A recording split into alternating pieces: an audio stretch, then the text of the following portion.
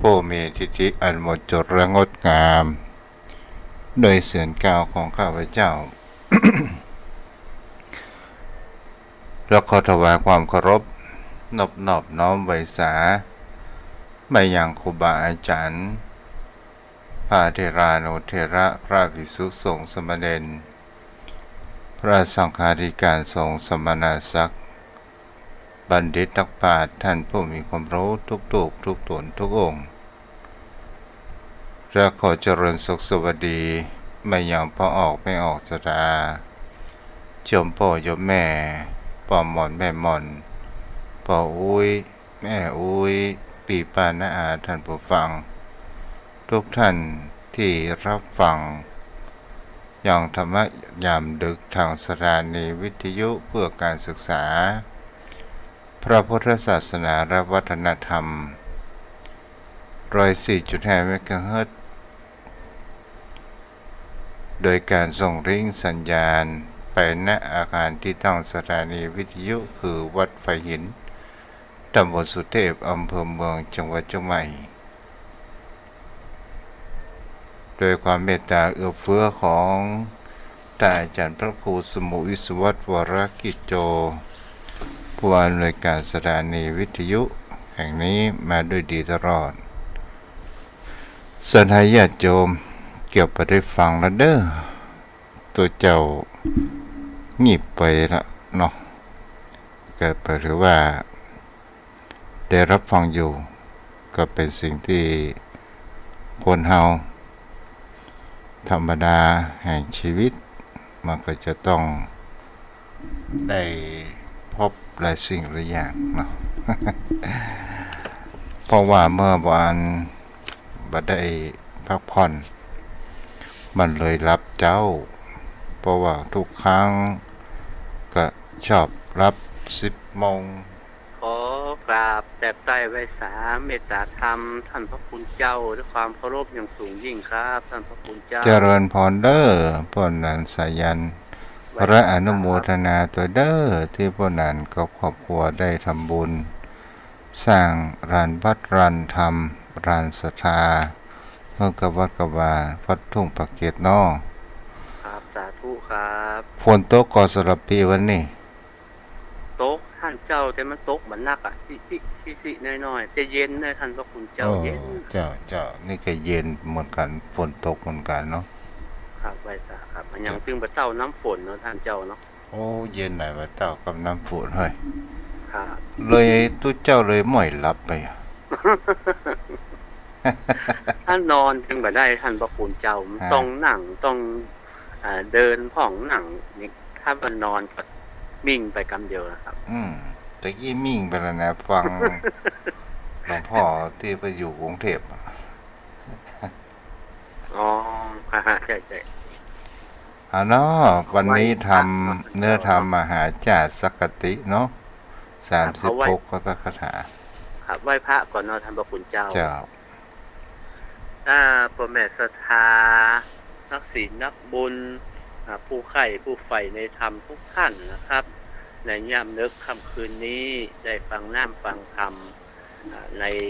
ธรรมวัดมหาจาร์กันที่12ก็ขอทุกท่านตั้งอกตั้งใจไหว้พระพร้อมกันนะครับอิมินาสการะนะพุทธังอภิปูชยามาอิมินาสการะนะ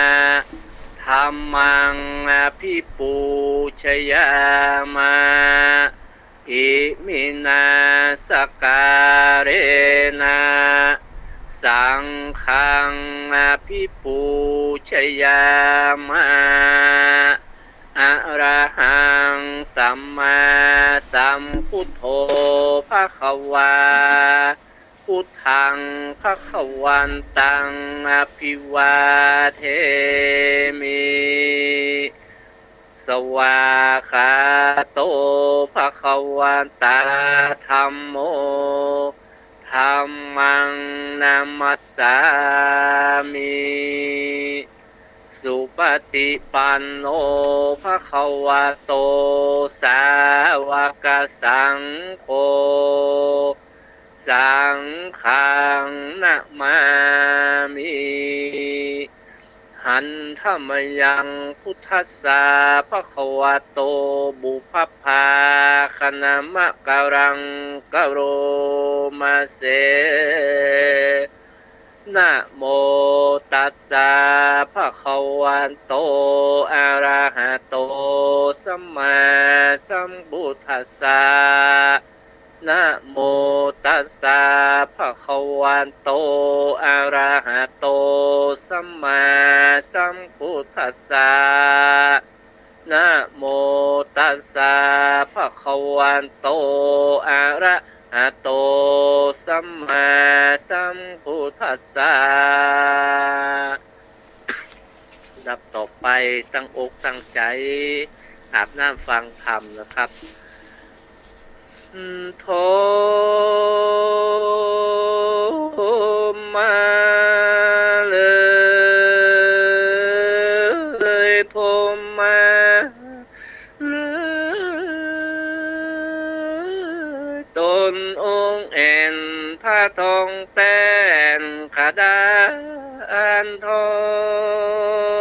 งทำมันได้ถ้าถูกต้องตามคันรองนักอาจผู้ข้าน้อยนาขออาราธนายังลูกศิษย์พระสัทธามุนีตนศักดิ์สิทธิ์ได้ขึ้นนั่งเต้นธรรมะแก้วแล้วเทศนาธรรมธรรมังธรรมังธรรมมุตตมังปัจจังราธนังตะโลมาสาธุอนุโมทนากับปนานตัวเด้อครับกับไวสาครับ จะมาถูกปักกันเนาะจะ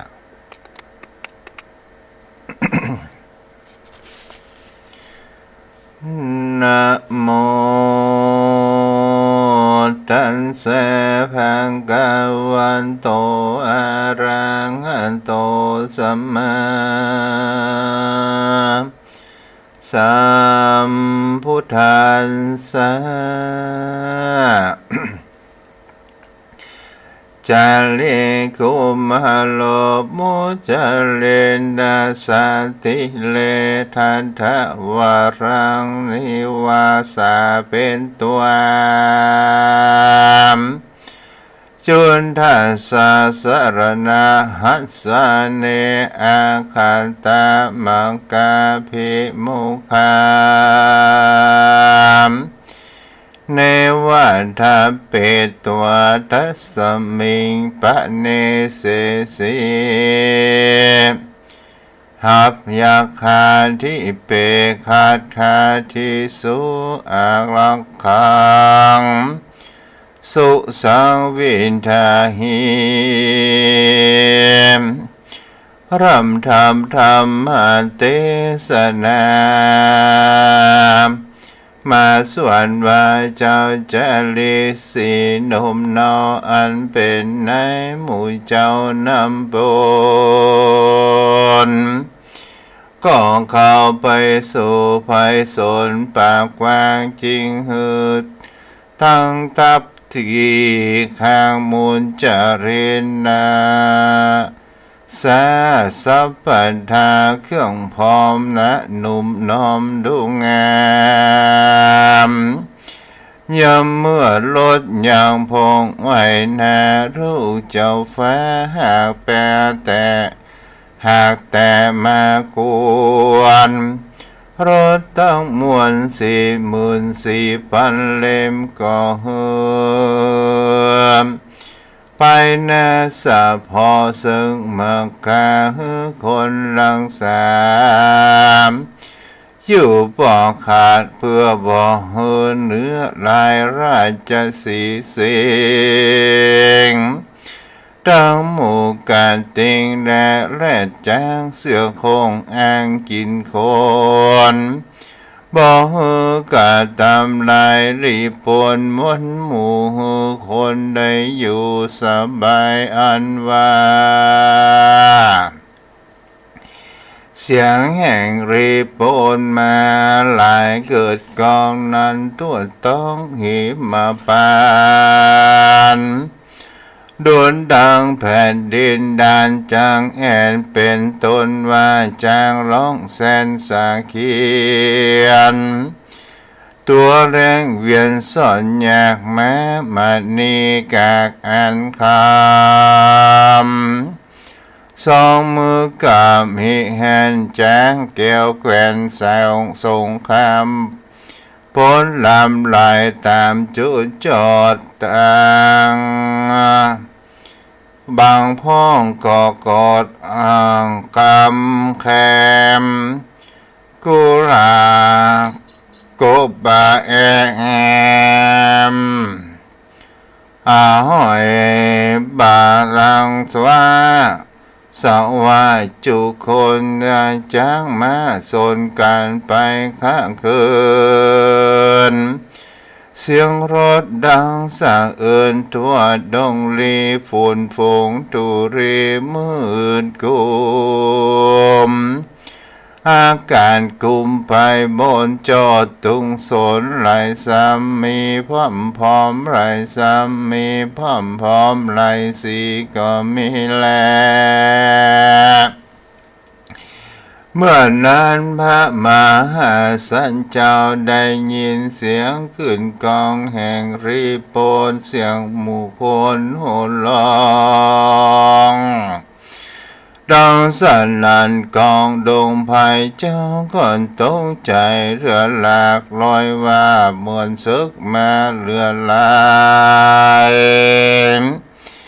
ได้ฆ่าตายเสียแล้วยังตนเกี่ยวสีชนใจแล้วพร้อมกันมาตั้งหมู่เข้ามาสู่สลามเพื่อจะส่องเราลาพี่น้องอันอยู่แห่งห้องดงรียาเมื่อนานพระฤาษีเวสสันตราชจึงจวนอากานาดนงเราขึ้นไปสู่จอมเขาสูงใหญ่ส่องเจ้าก้อยไต่บนดอย แล้วจวนนางบ้านที่เล่งก้อยพกพ่ออย่างรีปนไพรเจ้าพ่อแห่งตนก็มีแลมตามมันทำปากาเซนโตสันทาอาหาเตสังสุนตัวนานิโกสัมพิโตดังนี้พิงขเวดุลาภิกขุทั้งหลายอันว่าพยาเวสันตละรัยจามได้ยินเสียงโยธาตีบแทกร้องไห้แหบกังวลมีตัวตนอันสั่นร้องไห้ปั่นกลัวตายพอตัวเดียวได้หลายหมู่ให้สะสู่เจนจามาดุลามาดีน้องนาว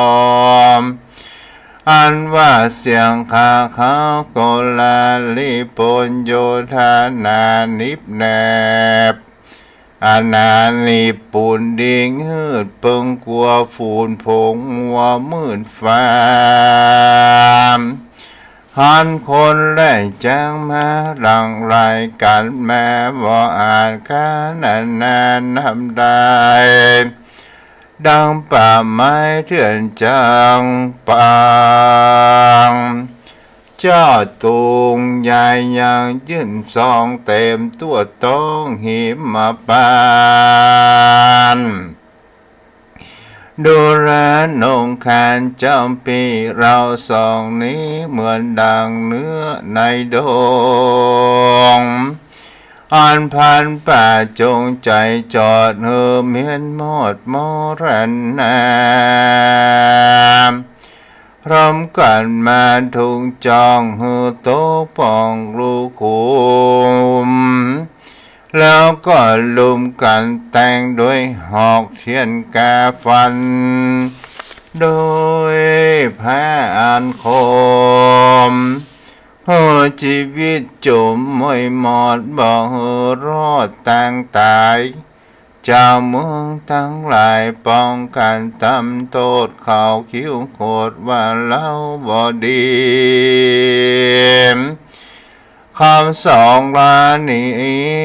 มาอยู่ป่ากูพี่นินะฮะกำลังบ่ได้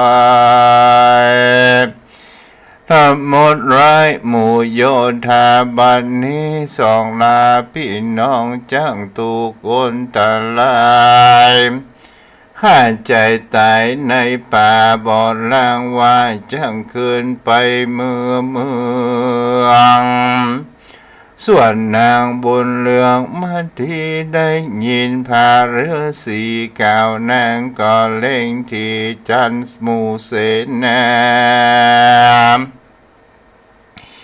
รีปนโยธาหลายบอดน้อยยายเป็นถอยดวงงามนางก็รู้ความว่าเสนาตนแต่งก่อนจะมาลมพระนมเจ้าจอมหัวบ่หูตกใจกลัวสะดุ้งจิตแตกฟุ้งเวทนาจึงกล่าวว่าข้าแต่พระจอมเก่าจอมงามเจ้าอย่าได้สาร่างนั่งไปสาร่างในปารมีตนเจ้าก่อนจะได้ทรปริญญาปัญญาสัมปัญโยบ่ภาคนำสารคามองค์ข้าวาตาสงสารเข้าสู่นิพพานเวียงแก้วข้าศึกได้มาปานปองหลายก็จะไปปารามีดังอังคีไฟอันน้อยหนึ่งจากมาเผาซึ่งน้ำมหาสมุทรบ่ร้อนจะรูดแห่งใดไฟอันนั้นใสก็จะดับไปเจ้าหน่อท้ายมีกุลเนรนาถดูดดังเขาสิโนราชบับบันตามอันหนึ่งรอยว่าปิตาเทราจะยุรยาโยธาเข้าสู่อารัญญาป่าไม้มาเจิญพระเงาท้ายเมืองและกายามเมื่อภาษาลีได้ยินนางมันทีเก่าแก่ใจ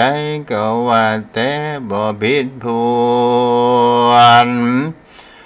จึงชวนนางมันทีรวนที่เข้าสู่เลปันนาสาละก็มีแลมตามมันทำปากาเซนโตสันทาอาหานิวันติยิตวนาละทางวนทาเป็นตัวพิกเวนดุลาภิกขุตั้งหลายตนดารงสินใสเก่าปันโกดผู้ลุงโลดโดยสมาธิญาณ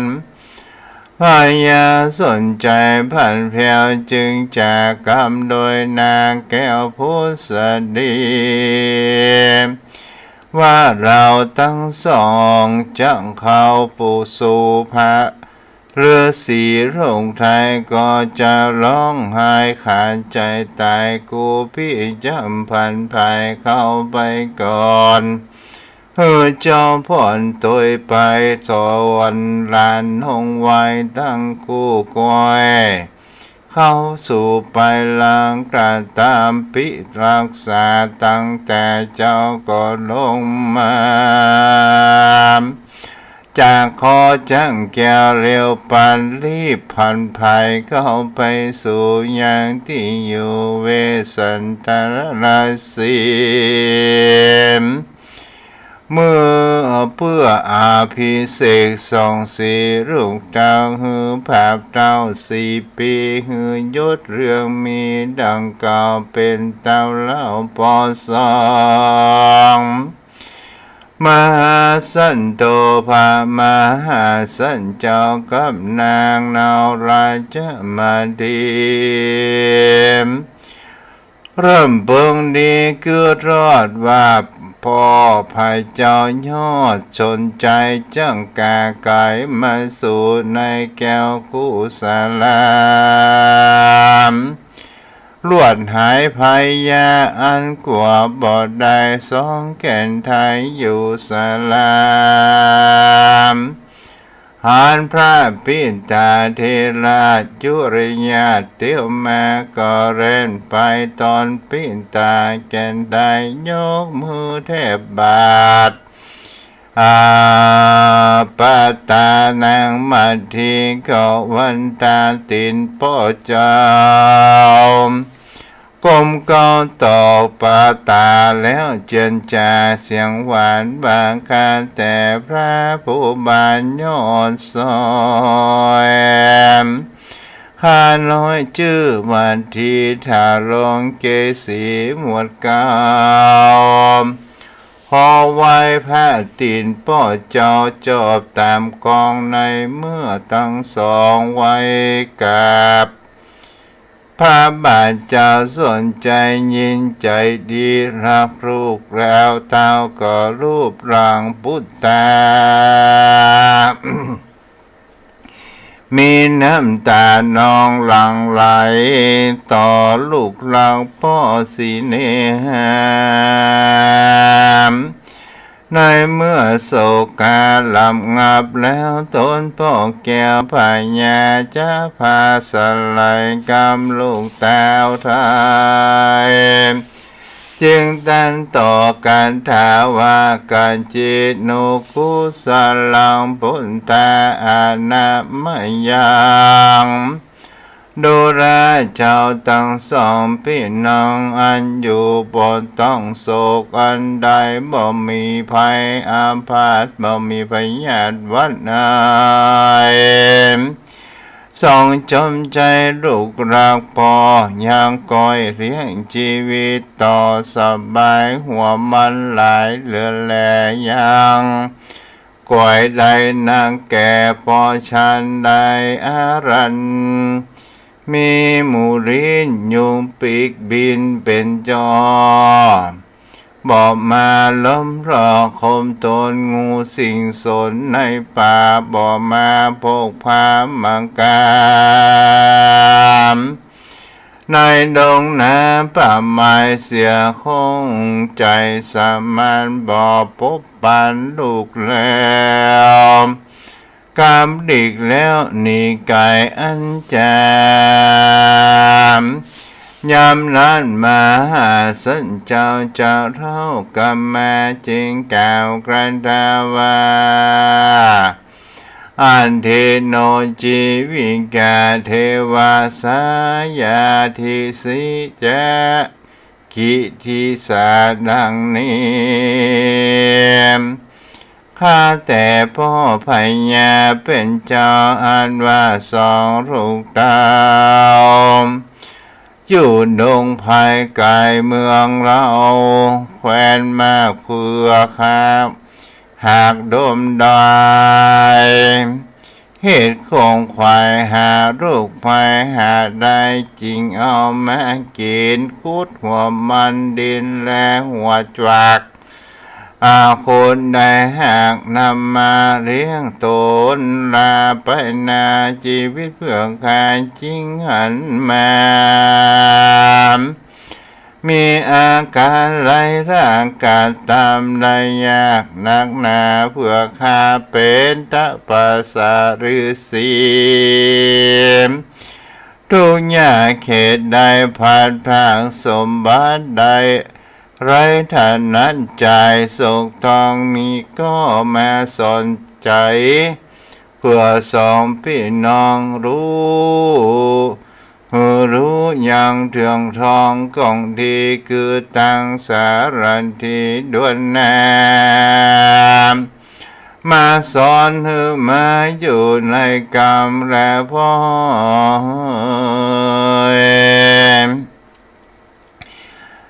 แต่ต่อปอพญาตนยศมากแต่เมื่อเพื่อข้าพระ4 ปีภายครับนี้มาอยู่เต้ามีกูปอ2 คนตนข้าพร้อมเหลืองตนข้าพร้อมเหลืองลายหลากพอได้ภาคนาพระปิตาและนางพญาตนแม่ตุกนางแก่นันหันเพื่อคาสันลูกไม้ลูกสวนตุกโศกไม้หัวใจเหตุบทได้หันสีนอสีไว้ออกเจ้าทุกคำเจ้าธรรมใจและป้อยเยปิเตสิวิเสทัยยาคาแต่ป้อพญาเป็นเจ้าข้ารุ่งเต่าป้อพญากอกมีกรรมพาธนาใครใดยังไม่ตายแก่โลกาคือพญาอันรู้ยิ่งรู้จุสิ่งเยอะแยะทำข้าก็ได้กาตามเจ้าฤาษีและนางกันข้าก็ได้กาตามเจ้าจารีและนางกันหาเป็นปารามีบอกแพกแลกเอาพญาสัพพัญญูลูกข้าเป็นสายสืบเชื้อเป็นที่เอื้อใจเติมไปได้ถึงอย่างมนทาพิเศษอดิเรกรายจามพามบาปนานำกว่าตีแล้วได้จำไปตีรังใสจำแลนดังใจหน่อยแกวนตีงัวพามหลังโกโลภล้นใจบาปบนพระมันนำลานเต้ากว่าบุญป่าปนป่าไม้ดงเลียยังบ่รู้ว่าจะลีกันนาดุกราคาไปรอดแจ้งฟ้าเมืองใดนั้นจะหลอนปอพญาเป็นเจ้ายังรู้ลูกเต่าไปรอดเมืองใดส่องใส่ใจตั้งโกพี่ว่าป้อยังรู้ข่าวสองเสียมจุงนำเอาข่าวสารดีมาเล่าให้ลูกเต่ารู้สัมปันเพื่อข้ากองหันบ่น้อยพระยอดซอยสองสีโศกทุกมีใจแจงกันลิงหาลูกกำพายินพานเมื่อนั้นเจ้าองค์คานสนใจจังไขข่าวสารนิทานนือแจ้งจึงแสงสว่างกันทาวาอุโภคุมาโลติกิกาตาดังนี้เป็นต้นโดลาลูกรักแก่พ่ออ่านว่าลูกน้อยหนอสองคือพรามนำไปเมื่อรอดแล้วหลานแก้วปู่ถึงเมืองพ่อมาฮือเครื่องใจเจ้ารวดไทยเอารุ่งเต้าออกเป็นไตของอันใดหมดน้อยและอันและร้อยไทยกูมันแม่ ดังอาการแห่งเจ้าสั่งไว้บัดนี้พ่อก็ได้ร่านตั้งสองยังมาจอมดังกูพออันจางเขาหล่อสาลานิแล มหาสันโธพระมหาสันเจ้าได้รู้ข่าวสารนิทานลุงเตาลูกตนพ้นจากข้าไว้แน่ออกเป็นไตเจ้ามีใจจมชื่นแล้วตนแก้วจึงกล่าวคำจาว่าข้าแต่พ่อพยายามเป็นเจ้าโยตนเต้า4 ปีพ่อแม่ยังคอยอยู่ดีบอกไกลยังบ่ได้โศกการอันใดยังสุ่งใจพำพร้อมพรำบ่รำบากกันได้อันหนึ่งเสียงสีนุ่งไว้ตนแม่บ่อนเท่าแก่ปันได้ส่องตาใสแผ่โพดนายังก้อยเลือบอาพ้นทางมวลอันแจ่มตาบรมสนใจตนพอตั้งแน่ต่อใครการว่าดูแลเจ้าลูกร่างแก่พ่อก็ยังก้อยอยู่สุขสวนสดีทุกคำเจ้าบ่รำบากโดยโลกามพระมันดานตนแม่เจ้าปอก็บอดถอยเท้าเสียวไว้ตายังใสไว้ยิ่งแง้มสมสิ่งเสมอดีและลุงเอ๋ยพระมหาสันเจ้าขาดนิ่งแล้วเราหันควันจึงใครถามหายานทั้งมวลกำปอเต้าจึงกอดเต้าจึงถอยต่อกันถามว่าการแต่พ่อพญาเป็นเจ้ารถงามล้อมมีหลายคู่ยังตั้งอยู่เป็นดีจังสารงาลีตัวใหญ่แม่ตัวใส่อันคำยังจำนามดีหรือเล่าเป็นดังเก่าอันจะฟุ้งโยธาที่ถอยยังคอยตั้งมวลบุ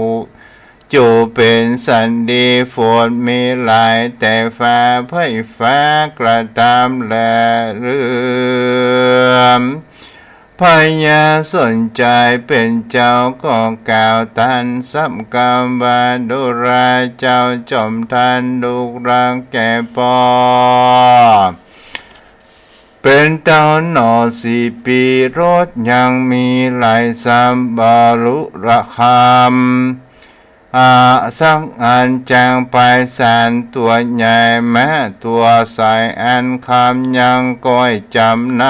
ำอาดีทวนที่ฮือพ่อขี่เตียวไปหมู่ไฟไตสุกมาเข้าของหากเจือนจานฝนตกดีบ่แจ่มไฟฟ้าอยู่ยินดีมากนักแลในเมื่อเต่าทั้ง3 พอลูกยังพงผูกจากคำไปตันแล้วส่วนนางแก้วราชาผู้จะดีจึงมีใจดีคือจอดถึงเต่ายอดทั้ง3ว่าจะบันดาลจะบันดลความโศกเศร้า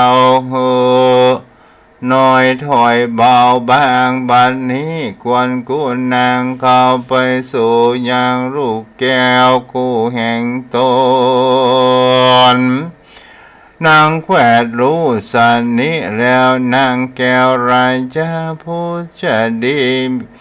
มียศ4 บริวารก็เข้าไปสู่ลูกแห่งตนยอมบานมมือใส่เก่าอินดูส่งเจ้าเป็นตุกนิเสีย หนีเสียสุขมาลำบากไฟฟ้าห่างครับนี้ลูกพาง4 ปีแรงราลูกค้าลูกปลอดภัยฟ้าและเสนาลูกกูมากลางดงพรากแม่ลูกกูมาแผ่อยู่สันนีลูกกูมาเป็นฤาษีทุกยากได้พระจากกูนางก่อนลูกกูบารังหนีหมอไฟฟ้าก็บ่เปิงใจนางมีหน้าตาน้ำตาไหลอาบนาหันลูกกำพร้าพระหมออดตายยามเมื่อล้านพระฤาษีทั้งสองพี่น้องอันอยู่แห่งห้องสลามการพระหันพระมันดาองค์เจ้าอันกันติรักลูกเต่าเตี้ยวแม่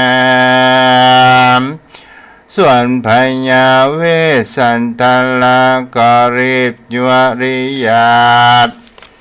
อาเตียวมานางบันทีปิมปาโตนองแอนก็ลุกแล่นตามผัวเอามือตุนหัวใส่กาวจวนกลมเก่ากราบตีนออกเจ้านางผู้สดีนางมันทีงามแงหันเจ้าแม่เหนือหัวอันเป็นแม่ผัวมาสู่อยู่บ่ได้ลูกไปนางสีนงไว้งามแงไว้ตีนแม่ผัวตนว่าข้าแต่เป็นคนสับไปแม่เจ้าข้าของแกบเก่าป่ายตีนกับนางบันทีไว้แล้วส่วนลูกแก้วจะรีแรกันอันเดียวแม่ตามรังแม่ข้าคอยก็ได้มีเด็กอ่อนน้อยเป็นบริวารก็มาสู่อารามตนแม่โดยสวสันดีแต่ไกลตามนางบันทียังอยู่ในแก้วกุศลานางไก่ตาเล็งแล้วยังหันยังหนตังอันลุงแก้วจากมาก็หันสองบุญตาอ่อนอ่อ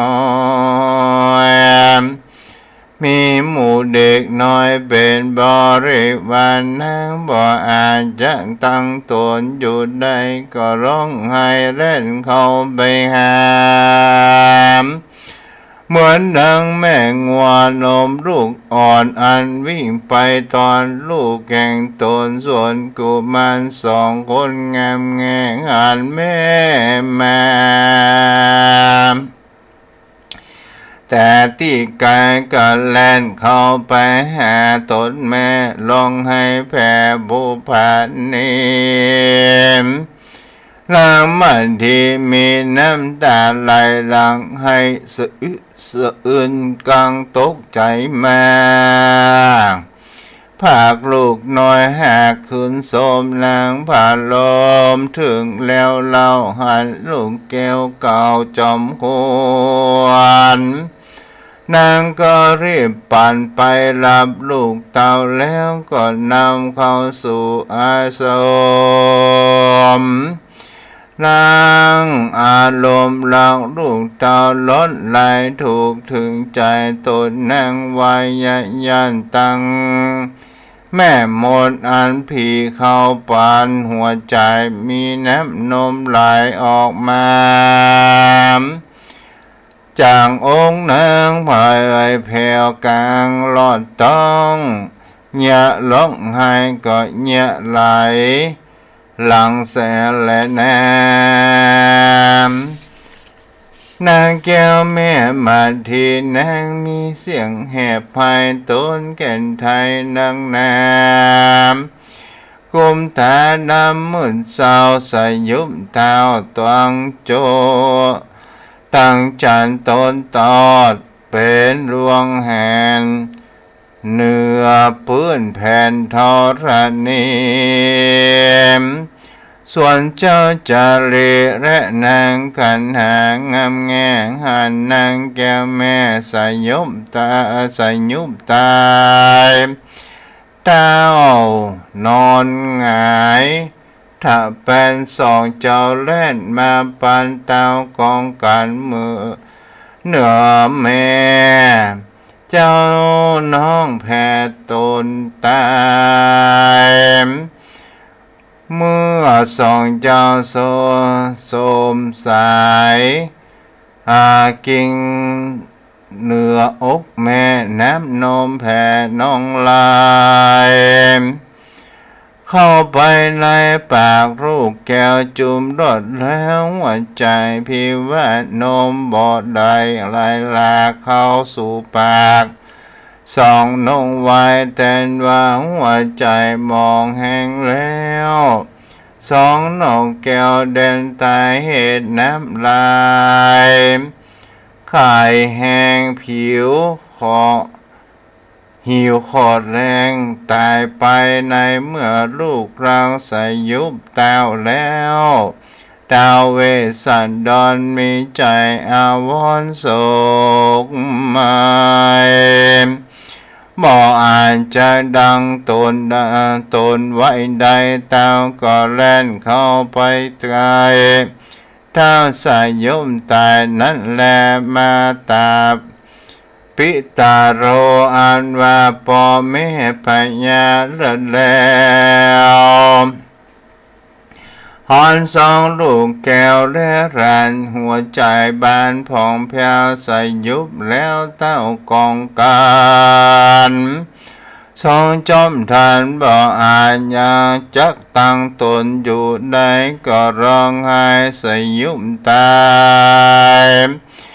ตอนโตในกาลนั้นเสนาหลาย60,000 คนหันเจ้านอนสยมเต้าแล้วอามาตย์แก้วก็สยมเต้าไปปันคนทั้งหลายอันเข้าไปสู่ที่แก้วคู่อาสมบ่อาจจะอดทนอยู่ก่อนร้องไห้สยมเต้าทั้งมวลกวนกุณนามีมากอาสมมนหางเย็นบางดังป่าไม้รังสุกองอาสูงองอาจอันลมยุกันโทราชมาปาดเธอ เต้าไปก็มีและน้ำท่านสมิงกระเลในขณะนั้นโกราหนไหลหลากก็เกิดมีมากนักน้ำตัวป้าปันตาแม่น้ำดังเถื่อนทำแรงกิริมหาพทวีวันใบกอง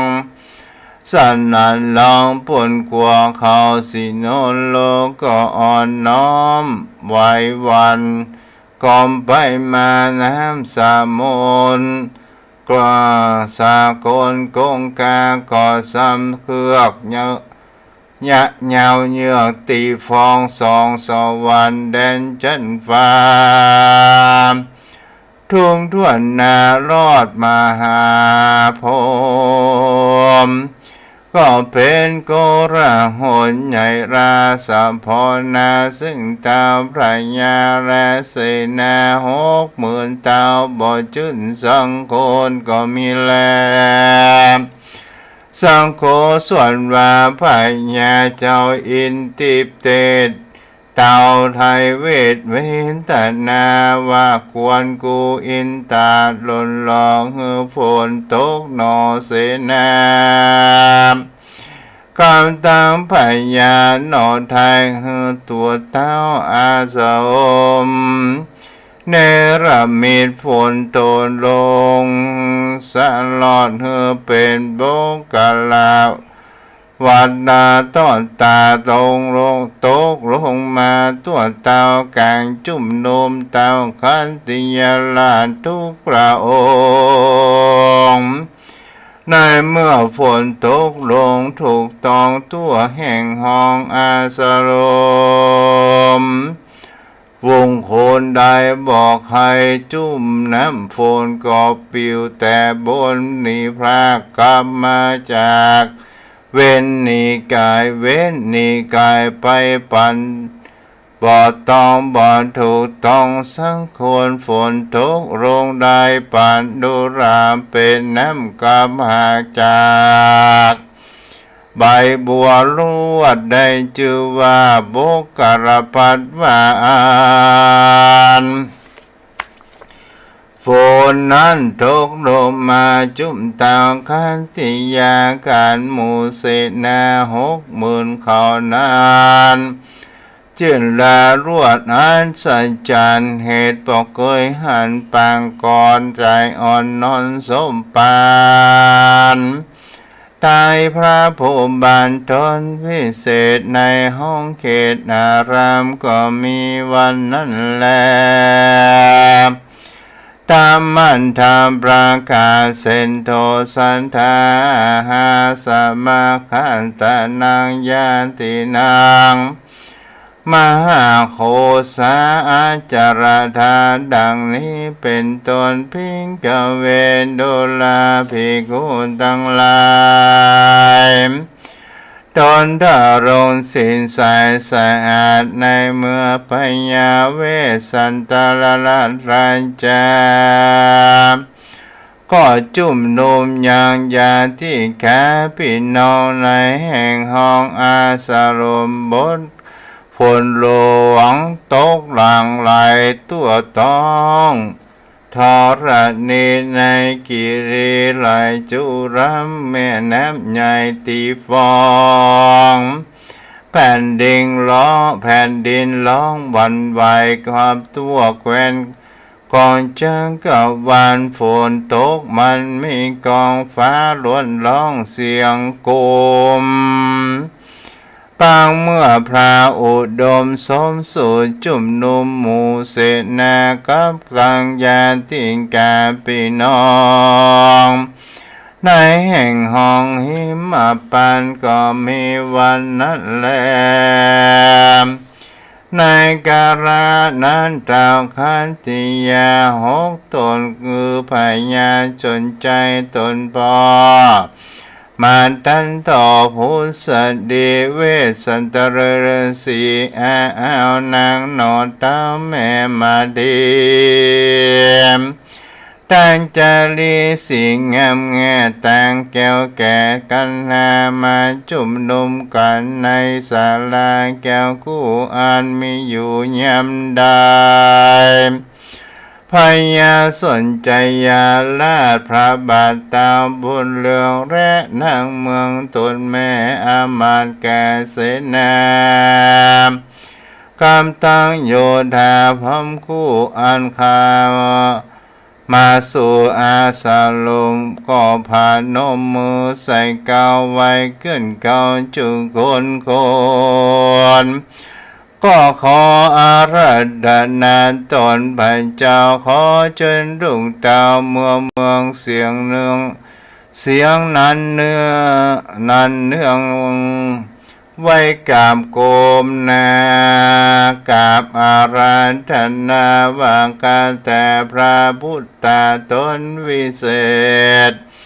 เจ้าจงราเพศฤาษีเจ้าอย่าอดเป็นจีรำบากอย่าอดอยากกินลูกไม้ในดงอย่าทารงนั่งเสือลายเหม็นสาบเจ้าอย่าฮึกจะภาวนา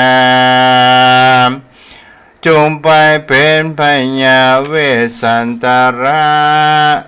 เป็นเจ้าจ้างเผือกอาจหรือจะจงเป็นพญาต้นใหญ่เหือไฟฟ้าชมบานเป็นเจ้าจังสรรงงามเลิศเป็นเจ้ามะแก้วสายอันค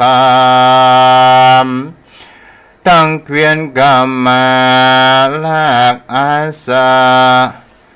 คอนหากติบมาเตรียมไปเป็นเจ้าแก่ไฟไตไฟฟ้าขออาราธนานางมาเทเมื่อแดควันแก่เจ้ามาเทจงรักกัน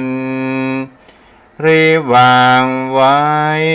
กำตังกันเจ้าลูกไม้ใส่พลามละไว้เสียก้มตาก้มเราล้วนจอดมองขอรัตนาเจ้าพี่น้องดาเมืองแต่เตอว่าอันก็มีวันนั้นจะเรนามสังกันติยาปัปปันตานิติตังกิยาสังวรณาห้องเหตุยังสักติอันผ่าดำผ่าดาไปโดยกันถาว่าได้36กันถาก็บังคมสมเรสเดชขออนุโมทนาทุกโยมพ่อโยมแม่ทุกคนที่รับฟังอยู่วันนี้ก็หมดเวลาไปแล้วขอนอนรับฝันดีราตรีสวัสดิ์บุญกิมบุญตารักษาอายุวโนสุขังพระลัง